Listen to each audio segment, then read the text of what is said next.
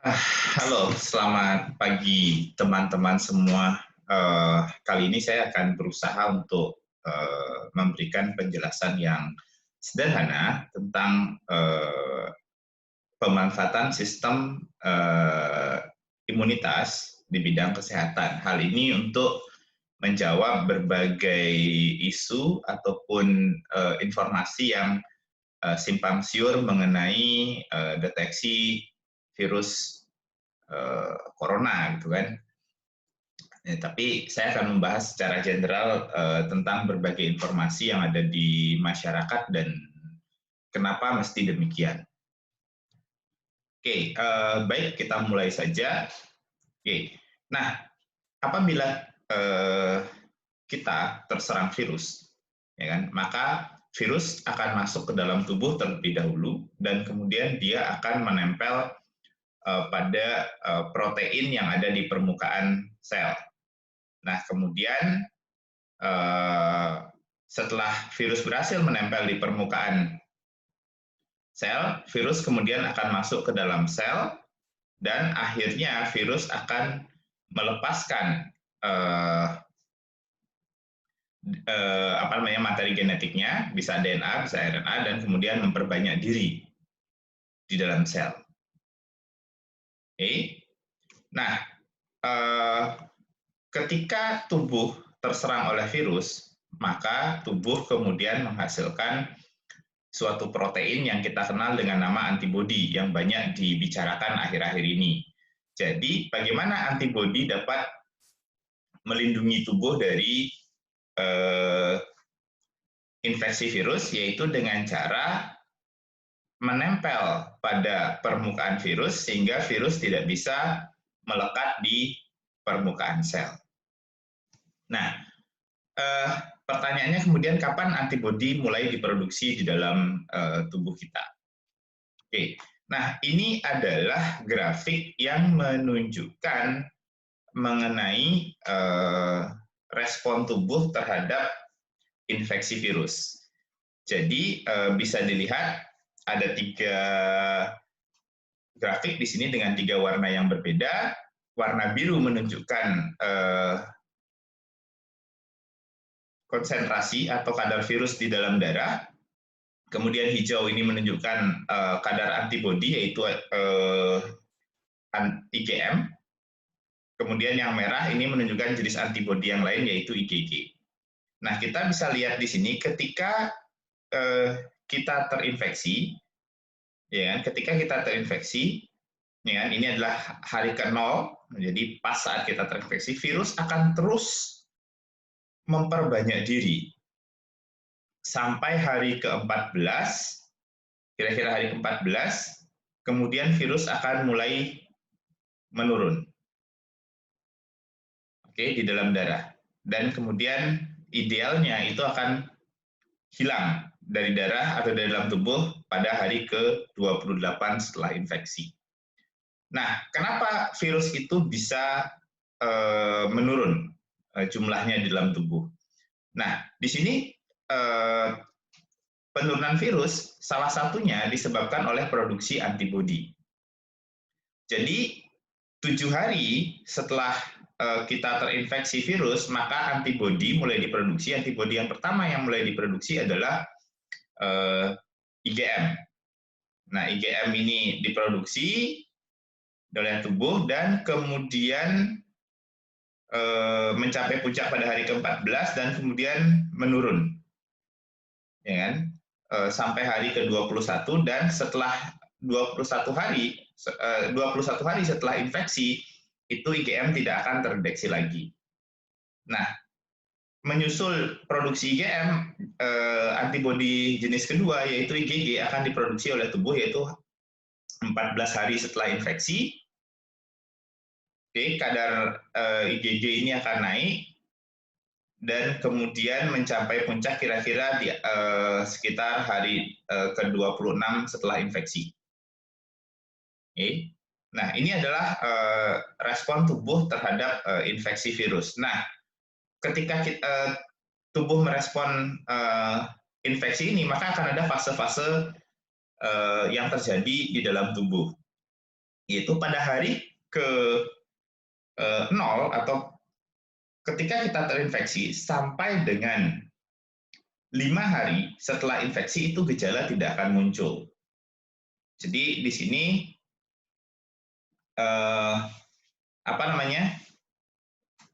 orangnya sehat, tapi sebenarnya di dalam tubuhnya sudah terdapat virus. Kemudian pada setelah hari kelima ini gejala mulai muncul. Gejala yang paling umum itu adalah mulai munculnya demam. Oke. Kemudian, nah kira-kira hari ke-8 setelah infeksi itu baru bisa dilakukan deteksi antibodi. Jadi di sini pada hari ke-8 dan seterusnya antibodi mulai terbentuk di dalam tubuh sehingga dapat dideteksi. Oke.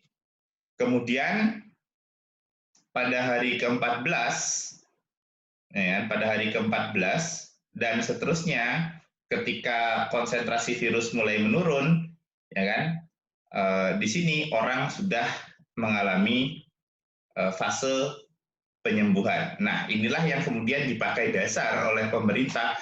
Kenapa sih kita harus melakukan isolasi mandiri selama 14 hari? Karena setelah 14 hari infeksi, kalau tidak ada gejala, ya berarti kemungkinan kita memang tidak terdeteksi, tidak terinfeksi, dan juga jikapun iya mungkin gitu kan, tubuh sudah dapat mengatasi virus yang menginfeksi kita. Nah, oke. Nah, atas dasar pengetahuan ini kemudian kita dapat mendeteksi virus menggunakan 2 cara. Oke. Yang pertama adalah menggunakan deteksi yang disebut dengan PCR atau polymerase chain reaction. Bahasa kerennya sih. Nah, PCR ini mendeteksi keberadaan virus secara langsung, yaitu dengan memperbanyak materi genetik virus. Dalam kasus yang sekarang heboh, SARS-CoV, itu yang deteksi adalah RNA virus. Nah, PCR itu bisa mendeteksi keberadaan virus sangat awal sekali, jadi bahkan bisa mendeteksi ketika seorang belum menunjukkan gejala sekalipun, dan ini memang metode paling akurat. Oke. Namun PCR hanya akan bisa dipakai selama virus ada di dalam tubuh, yang artinya dia bisa efektif mungkin 1 hari sampai 28 hari setelah infeksi, karena pada fase ini virus terdapat di dalam tubuh. Oke. Nah, deteksi yang kedua dikenal dengan istilah sekarang ngetren di masyarakat, rapid test. Nah, rapid test ini mendeteksi keberadaan antibodi, yaitu IgM dan IgG. Nah, jadi rapid test ini ya kan, baru bisa mendeteksi seseorang terinfeksi virus, ya kan, atau baru akan menunjukkan hasil positif, ya kan, pada hari ke-8 dan seterusnya. Ini setelah infeksi virus. Oke. Nah, jadi kita bisa lihat di sini baik PCR maupun rapid test itu sama-sama punya keunggulan dan kelemahan masing-masing. Artinya PCR bisa mendeteksi lebih akurat, ya kan? Bisa mendeteksi lebih akurat dan lebih awal di sini. Kemudian cuman keterbatasannya dia hanya bisa mendeteksi orang selama virus masih ada. Nah, kalau menggunakan deteksi keberadaan antibodi di sini, ya kan? Oke, virus sudah hilang pun, ya kan, hasilnya bisa positif di sini. Yang artinya kemudian apa? Kita harus bijak menanggapi hasil rapid test yang dijalankan atau dilakukan oleh pemerintah. Yaitu apa? Jika hasil rapid test negatif, ya kan, itu artinya belum tentu kita tidak terinfeksi virus. Karena bisa saja kita baru terinfeksi 1 hari, 2 hari, 3 hari, atau 7 hari lamanya. Kemudian kalau hasil tes rapid positif, ya kan, itu belum tentu virus ada dalam tubuh kita. Bisa saja, ya kan, kita sudah sembuh dari infeksi virus tanpa kita sadari, ya kan. Jadi itu yang harus dipahami. Sehingga untuk mengetahui, ya kan, apakah seseorang itu benar-benar sedang terinfeksi virus, maka hasil rapid test itu harus diikuti dengan deteksi menggunakan metode PCR. Nah, bagaimana kemudian kita bisa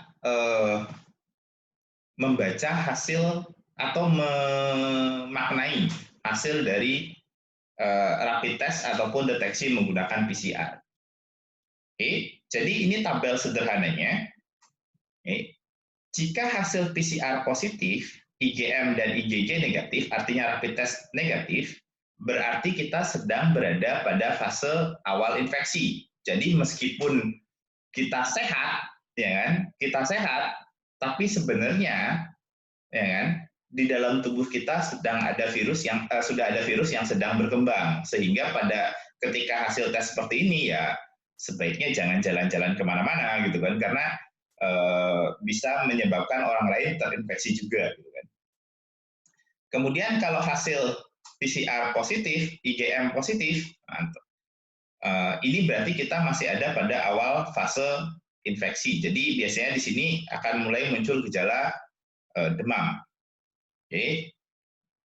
Kemudian kalau PCR positif, IgM positif, IgG positif, nah ini berarti kita sudah terinfeksi dan tubuh lagi aktif-aktifnya melawan serangan virus, yang artinya memang konsentrasi virus di dalam tubuh juga sedang tinggi-tingginya.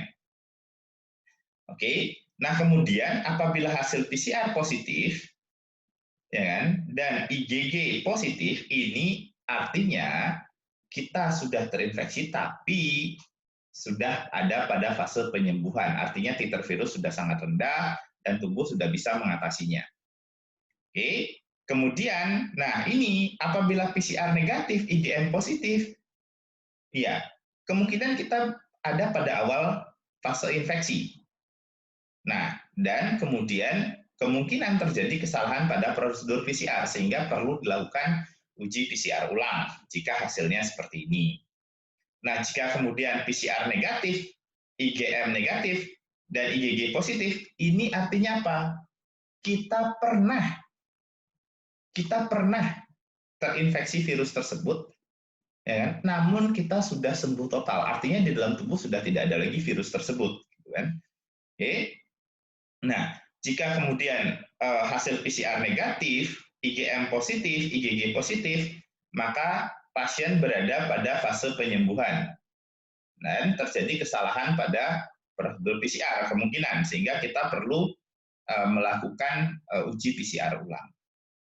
Oke, nah itu poin yang ingin saya sampaikan, ya kan, mengenai kisruh ataupun rumor tentang hasil tes dan kemudian bagaimana kita menyikapi dari hasil tes tersebut.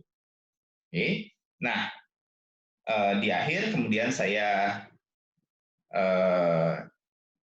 ingin menulis bahwa bagi kita yang siapapun yang berdebat dan kekeh tentang pendapat masing-masing, saya cuma mengingatkan bahwa tidak ada yang sempurna kecuali Tuhan Yang Maha Esa. Jadi metode apapun yang ada itu semua ada plus minusnya.